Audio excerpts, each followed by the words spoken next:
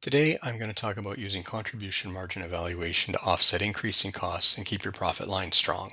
This is the exact method we used when I was CFO of a restaurant group in Ontario and the government scrapped the lower server minimum wage, effectively increasing our labor cost by 20% in one stroke of the pen.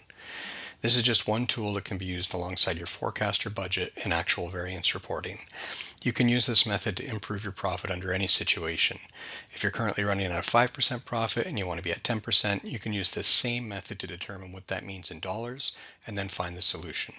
For this example, I'm going to use an increase in minimum wage because it is a good catalyst to go through this exercise if you haven't done it in a while. This process is about planning ahead and making proactive decisions instead of waiting to see what happens after costs go up. Instead of waiting to see how much money you lose, you can get in front of the problem and solve it before it arrives. It takes a bit of work and a bit of time, but the return on those efforts are often the difference between making money and losing it. Here's a chart of the changes to minimum wage across Canada in 2025. You can see that if you own a restaurant in Nova Scotia, you have the same issue Ontario had back in 2022 when minimum wage took a huge leap. And if you own a restaurant in Saskatchewan, you'd better start planning for future hikes as they are falling behind. But looking at the average, most provinces are now planning to keep pace with inflation, meaning you should expect annual increases. That also means that you should plan annual increases to your revenue, because if your revenue doesn't increase by at least the rate of inflation, then your sales are effectively falling. You lose buying power in your business through cost of goods, labor, and the other services you purchase, because those will keep going up. Let's look at an example of a restaurant in Ontario selling $1.2 million a year, dealing with a 2.3% minimum wage increase. Your numbers will vary. Maybe you spend more or less on labor, allocate it differently, or whatever. And maybe you won't give your managers raises just because the minimum wage goes up, but you'll likely give them annual cost of living increases anyway. So just go along with the example and adjust the numbers to fit your specific business model. Here you see that the 2.3% increase in wages is going to cost this restaurant just over $10,000 across 12 months. Said another way, that's $850 a month in contribution margin getting chewed up. And remember, contribution margin is the money left over after your cost of goods and labor costs to cover all your fixed costs, with the remainder being your profit. Here's the same restaurant, but running at a 5% profit when they think they should be able to hit 10%.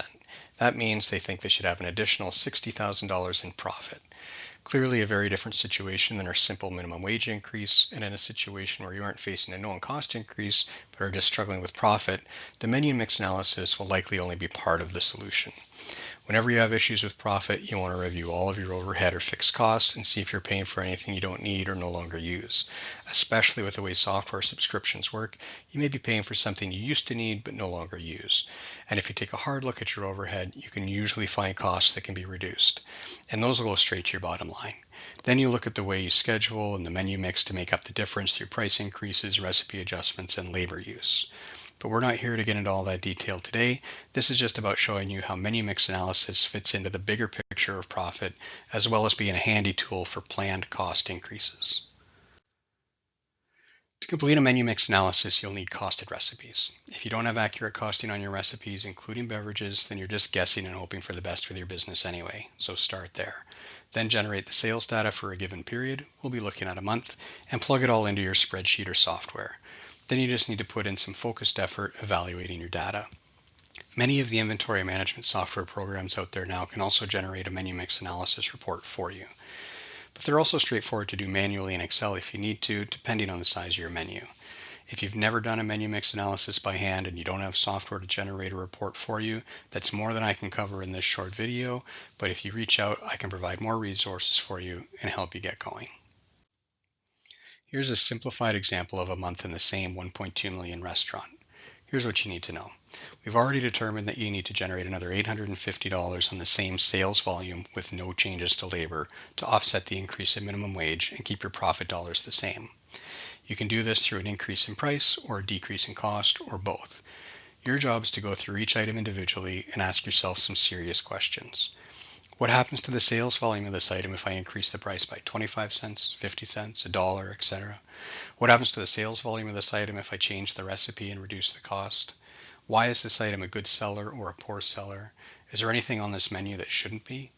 What are my most popular dishes and what does that tell me about my customers and my business?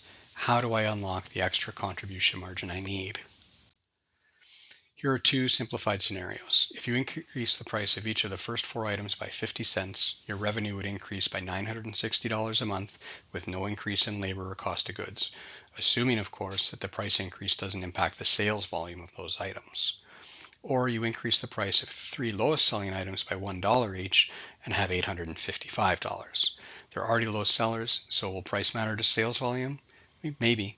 That's something you're in the best position to answer.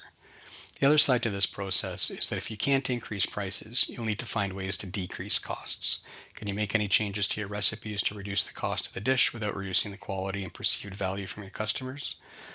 These are the types of decisions and the hard work involved in finding a profit in your restaurant. Often when evaluating profitability through the lens of a menu mix analysis, you'll end up making changes to both the cost of your recipes and the prices you charge, reducing the cost of item 1, increasing the selling price on item 2, and so on. And I've used some round numbers in this example for simplicity's sake. Depending on whether you're selling individual tacos or prime rib dinners, you may be adjusting prices by dimes or dollars. This is the ongoing challenge of running a restaurant, but if you execute on this consistently throughout the year, you'll be setting yourself up to run a profitable business that you can not only be proud of, but also secure in. And if you need help, we're here. Give us a call or send us a message when you're ready to take the next step.